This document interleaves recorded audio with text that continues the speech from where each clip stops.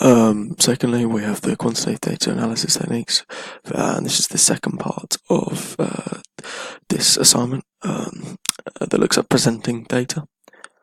So, in addition to the first stage of quantitative data analysis, we have what's known as the presentation of data. This acts as a second stage and lays down a foundation regarding how the data is going to be displayed. This is essential within a study because our researchers found themselves at a stage where they are ready to display their data. Furthermore, appropriately presenting a researcher's quantitative findings also providing benefits for them at a later stage. This is because when a researcher's data are presented in a clear and concise way, when referring back to their data, they will be able to save time and resources when attempting to draw further conclusions. However, there are a number of different ways that research can choose to carry this out. These methods are accurately represented through graphs and tables such as tables in units, scatter plots and graphs, line graphs, bar charts, and histograms. However, although it might be perceived that the method a researcher chooses depends on the aspect value it possesses, each method is actually chosen due to the specific characteristics that they have and how that relates with the data collected. For example, if a researcher wanted to compare the different sets of data produced by the different participants, they may decide to choose a bar graph. This is because a bar graph possesses the quality of being able to compare participants in a clear and simple way, yet efficient. As a result, it would be concluded by the researcher that a bar graph suits their data most appropriately. Firstly, we have tables in units.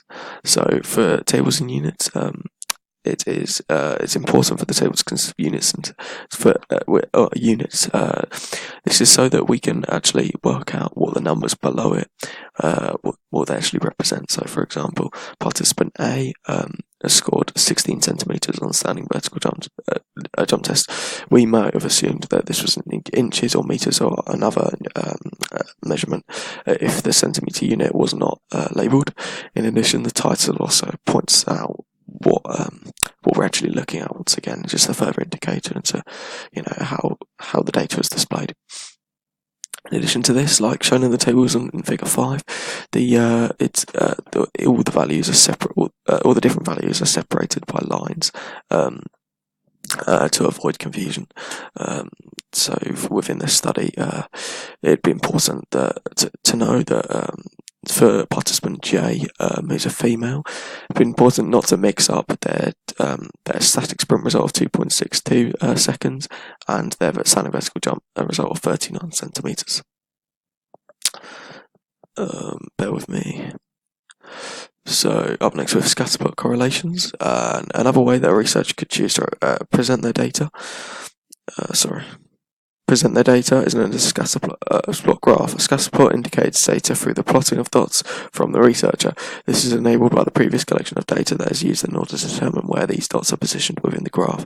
This is because the dots represent two different values of the data. Then when you come together to determine a presentation of the two on the graph. However, once all the prices of quantitative data have been placed on the graph based on two variables indicated by x and y axes, a correlation can be seen. A correlation indicates a formal relationship between two or more variables and consequently can establish links and connections found within the data. However, due to various outcomes that could be provided by a scatter graph, the degree of these correlations can be varied. For example, within Figure 5, a piece of quantitative research has been carried out regarding British gymnast chest free results and their sit and reach test results. Therefore, they have decided to present their data using a scatter plot graph and now plotted their points based on the numerical findings provided from the two variables. Because of this, the researcher would be left with a graph that shows many different sets of values. Following on this, we have line graph. Line graphs are used to present data by showing the degree of progression throughout the data, almost as if it was a series. This is done through the researcher plotting their pieces of data on the line graph and displaying them as markers. These markers are then connected via a line drawn from marker to marker, therefore presenting a pattern. Much like the scatter graph, a line graph represents a piece of data that has been developed. As a result, this method of presenting data is used in order to show a trend in data, which is further carried out when the values are ordered in a chronological fashion. However, in Figure 6, one example diagram doesn't portray an ordered study, but instead a comparison between two data sets. For example, the data within this diagram presents systolic and diastolic blood pressure readings after taking part in a series of fitness tests. This is done by, as mentioned before, plotting each participant on the graph based on the systolic and diastolic post-blood pressure results. In addition, these are then linked up through straight lines which connect each participant figure to the next, consequently producing two lines, one for each part, one for each of blood pressure. This shows a comparison of my findings because the two lines are positioned at different heights on the graph, which can provide a base for comparative conclusions to be drawn. In this example, the line graph backs up the point that individual systolic and diastolic blood pressure readings are significantly different because the gap of markings within the graph, with systolic bit much higher than diastolic and lower. If I wanted to perhaps establish a study which developed a further comparison, I could also include prior blood pressure readings from individuals that aren't post blood pressure readings from individuals that aren't British gymnastics, therefore showing a visual representation, which acts as one of the method's characteristics. Next, with bar charts, on the other hand, a researcher could also choose to use a bar chart in order to present their data, although this type of method is commonly associated with a less complex standard of research and more cognitive. These characteristics allow it to efficiently show the relationship between quantitative data.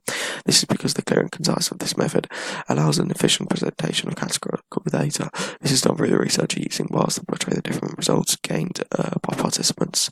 A bar chart is usually used in order to show the results of different participants or the same participant over a period of time, where the tests have been repeated.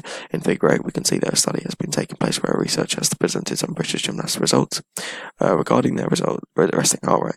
Here, the participants have been numbered and therefore labelled. This adds to the clarity of this method, as it has been clearly indicated what participants represent which piece of data. In addition, the heights of these bars are clearly varied within this particular study, which therefore emphasises the clarity it provides on what data matches with certain characteristics, like being the lowest. However, if the bars weren't at varied heights and instead quite similar, then the researcher may struggle to come back and identify the differences and similarities in results. They could also find it hard to recognise which pieces of data match with what. Along from this, we have I don't know where my slides have gone. I'm just going to read through it, try and do the best I can. So up next we have normal distribution curves, which acts as the second part of presenting data through normal distribution. So the normal distribution curves, they act as a way of showing how evenly or the degree of spread of data within a study. So the mode median will be positioned centrally in the middle of the diagram, and how spread out the data is depends on how compact or how wide this curve then the curve is then made to be. Now, so the general rule is if there is more than 30 data points, it's likely to be normally distributed.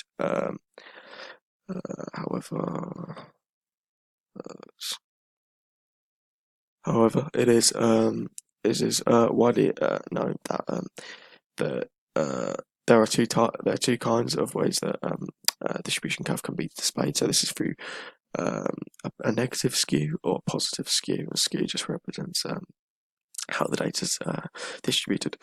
So a negative skew, they kind of they point out where the tail, the back end of the diagram points towards the end of the scale, so the end of the axis, the x-axis, whereas a positive skew has the tail of the diagram pointing towards the higher end of the x-axis that the researchers decided to use.